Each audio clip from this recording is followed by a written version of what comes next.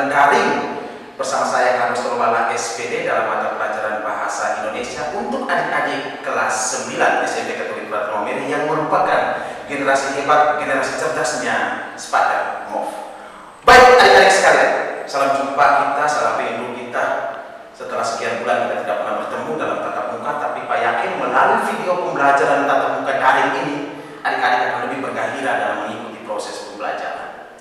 Nah, pertemuan kita di awal ini, Pak akan memperkenalkan bahwa di kelas 9 ini ada 3 guru mata pelajaran Bahasa Indonesia yang akan membantu kita menemani perjalanan tahun ajaran 2020-2021. Di antaranya saya sendiri, Bapak Carlos Tolbala SPD yang akan mengajar di kelas 9A, 9B, dan 9C. Sedangkan ada lagi Bapak Adrianus Bareng SPD dan Ibu Agustina Ersumit SPD yang akan memimpin kita juga dalam pembelajaran di tingkatan kelas 9A sampai dengan 9K. Baik adik-adik sekalian yang terkasih, ada satu kata bijak untuk adik-adik. Kita tidak bisa berani untuk mengubah dunia kalau kita tidak mampu mengubah diri sendiri. Kita tidak berani mengubah dunia kalau kita masih menyimpan banyak ketakutan, kecemasan dalam diri kita sendiri. Untuk itu adik-adik, dalam kondisi kehidupan new normal ini, mari kita bangkit, kita belajar bersama, walaupun tidak melalui tatap muka. Kita terus menciptakan pembelajaran yang kreatif, pembelajaran yang inovatif, pembelajaran yang menyenangkan. Walaupun adik-adik harus mempelajarinya di rumah bersama orang tua yang adik-adik cintai. Nah, adik-adik sekalian yang terkasih, sudah saatnya Pak masuk pada materi-materi yang harus adik-adik terima dalam 1 tahun pembelajaran. Tadi ini Pak beri nama kontrak belajar. Adik-adik harus mengetahui model kontrak belajar pembelajaran Bahasa Indonesia di tahun ajaran 2020-2021 untuk tingkatan kelas 9 ya. Nah, untuk itu adik-adik, Pak mengharapkan sebelum menyimak kontrak belajar ini, pastikan adik-adik sudah menyiapkan alat tulis atau perlengkapan belajar kita hari ini, lalu menyiapkan kondisi fisik yang prima, psikologis yang baik, sehingga bisa mengikuti semuanya ini dengan menyenangkan adik-adik. Jangan lupa tetap jaga kesehatan kita.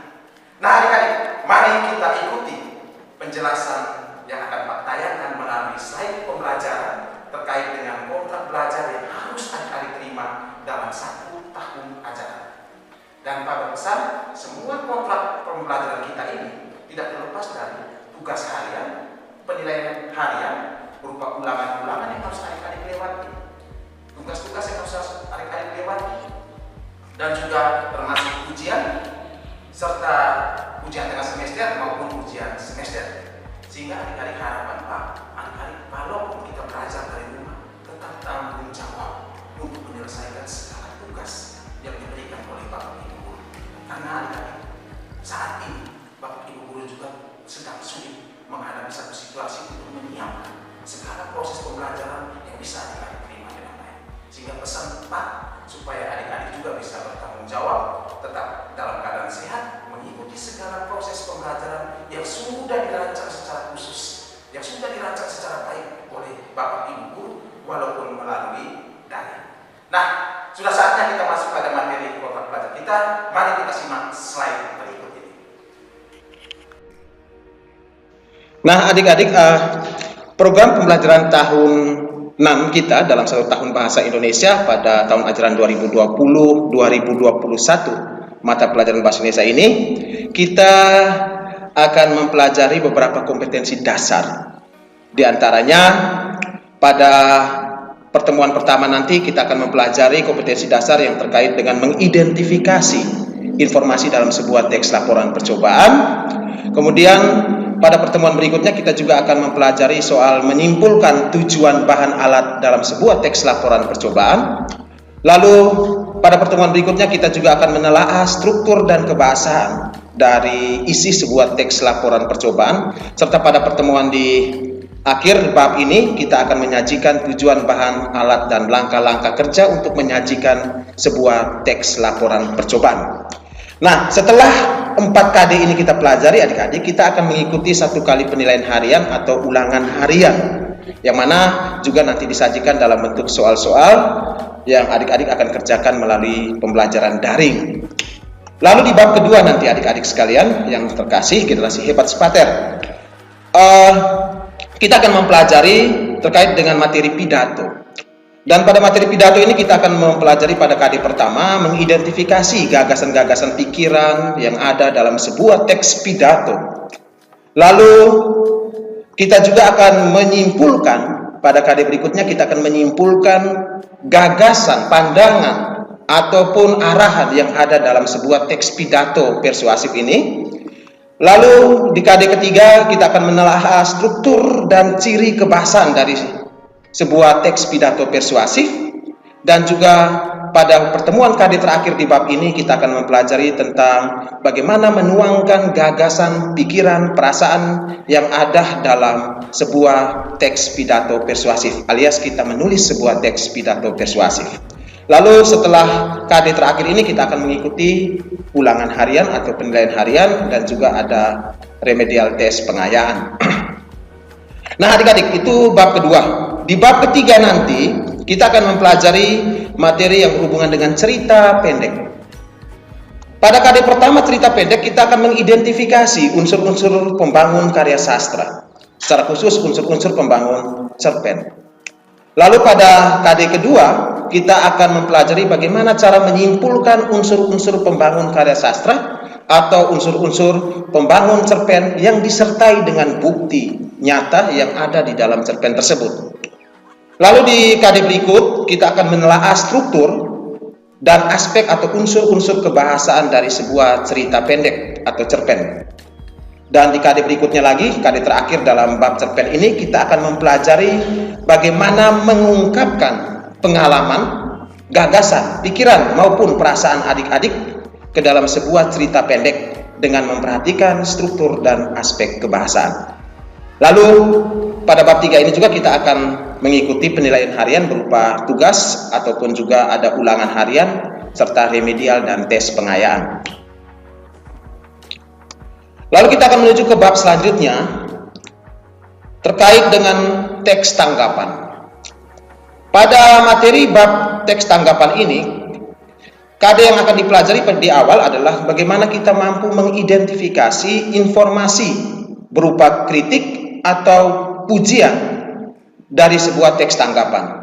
Setelah adik-adik mampu mempelajari KD ini, kita akan lanjut ke KD berikutnya, yaitu bagaimana kita mampu menyimpulkan isi teks tanggapan berupa kritik, saran, atau pujian yang ada dalam sebuah teks tanggapan.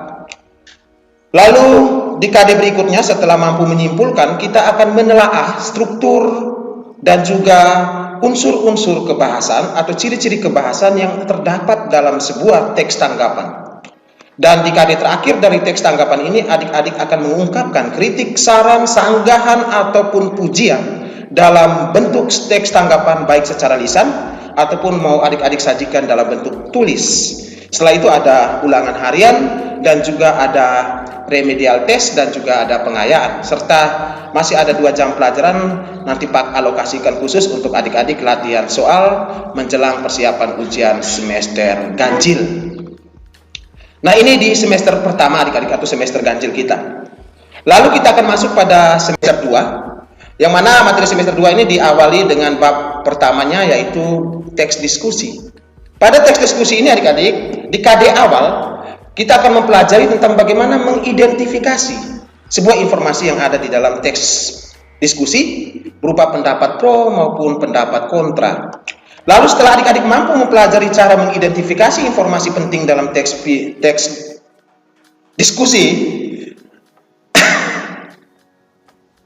Sakor sudah nggak aktif kita hari ini. Sekali lagi ulang dari awal, tidak apa-apa. Ya itu potong juga percuma.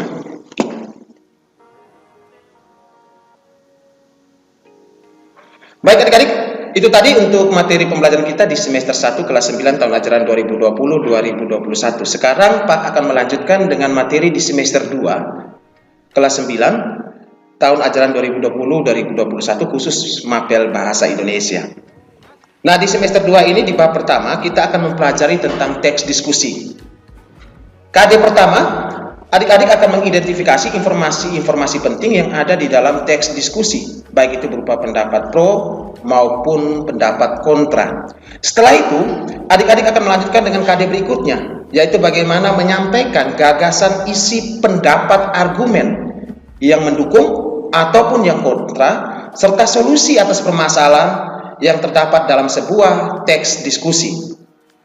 Setelah ini adik-adik, kita akan mempelajari kembali bagaimana menelaah pendapat, argumen yang mendukung maupun yang kontra yang ada dalam sebuah teks diskusi yang berkaitan dengan permasalahan aktual dalam kehidupan adik-adik di sekitar, baik yang adik-adik baca maupun yang adik-adik dengar. Dan di KD terakhir dari materi teks diskusi ini, adik-adik akan menyajikan pendapat, gagasan, pro, kontra kepada audiens dalam bentuk tulis ataupun lisan, sertakan dengan solusi-solusi konkret yang adik-adik tawarkan dalam sebuah teks diskusi. Lalu, setelah mempelajari cara penyajian gagasan pendapat ini, adik-adik akan lanjutkan dengan ulangan harian dan juga remedial test serta pengayaan yang juga nanti kita sajikan secara daring. Nah adik-adik, di bab kedua semester 2 ini, kita akan mempelajari materi tentang teks cerita inspiratif. Di KD pertama, kita akan mengidentifikasi isi ungkapan simpatik serta kepedulian, empati, perasaan pribadi terhadap sebuah isi teks cerita inspiratif yang adik-adik baca ataupun adik-adik dengar. Setelah itu, kita akan menyimpulkan isi ungkapan simpati dari cerita inspiratif yang dibaca atau didengar tersebut. Bagaimana caranya menyimpulkan? Nanti kita akan lanjut pada pembahasan materi. Setelah itu adik-adik, di KD berikutnya kita akan menelaah struktur dan juga ciri kebahasaan dari sebuah teks cerita inspiratif. Setelah mampu menelaah struktur kebahasaan dari sebuah teks cerita inspiratif, kita akan lanjut pada KD terakhir di bab ini, yaitu mengungkapkan rasa simpati, empati, kepedulian, perasaan dalam bentuk cerita inspiratif dengan memperhatikan struktur-struktur yang ada. Cerita ini bisa diambil dari pengalaman keseharian adik-adik sekalian. Setelah itu, kita akan mengikuti ulangan harian dan juga remedial test serta pengayaan. Nah adik-adik, di bab berikutnya di semester 2 ini, kita akan mempelajari materi tentang buku fiksi dan juga buku non-fiksi. Di KD pertama buku fiksi dan buku non-fiksi, adik-adik akan menggali isi-isi penting, unsur-unsur buku fiksi dan juga buku non-fiksi. Setelah mampu menggali informasi penting, kita akan lanjut pada KD berikut, yaitu membuat peta konsep atau garis alur buku yang ada dalam sebuah buku fiksi maupun yang ada dalam sebuah buku non-fiksi. Setelah mampu membuat alur peta konsep, adik-adik akan melanjutkan dengan pertemuan KD berikut, yaitu menelaah hubungan antara unsur-unsur buku fiksi dan juga buku non-fiksi, baik yang dibaca ataupun yang didengar. Dan yang terakhir, pada KD terakhir buku fiksi non-fiksi, adik-adik akan menyajikan tanggapan terhadap buku fiksi dan non-fiksi yang dibaca. Nah ini adik-adik, jumlah KD yang akan kita pelajari dan jumlah bab yang sudah Pak uraikan ini sebagai bentuk awal Pak menyajikan kontrak belajar kita yang akan kita terima dalam 1 tahun yang terbagi menjadi 2 semester. Nah adik-adik, tadi sejumlah kontrak belajar yang Pak sajikan untuk adik-adik dan Pak harapkan adik-adik bisa mengikuti, menyimak secara baik, bahkan mencatat segala kontrak belajar yang sudah Pak siapkan dan sudah Pak sajikan untuk adik-adik di rumah. Harapan Pak adik-adik, segala kontrak belajar kita yang terdiri dari 8 bab pembelajaran dan 28 kompetensi dasar harus bisa adik-adik lewati secara baik, secara tuntas. Bagaimana caranya? Jangan lupa setiap latihan yang terstruktur ataupun tidak terstruktur yang diberikan oleh Bapak Ibu Guru wajib adik-adik kerjakan. Segala tugas, segala ulangan, bahkan juga termasuk ujian tengah semester ataupun ujian semester wajib adik-adik ikuti dengan baik. Kenapa adik-adik? Karena adik-adik di kelas 9 nilai semester, nilai akhir adik-adik menentukan nilai kelulusan adik-adik. Oleh karena itu, peserta jangan lupa terus belajar, jaga kesehatan dan juga jaga diri supaya tetap saya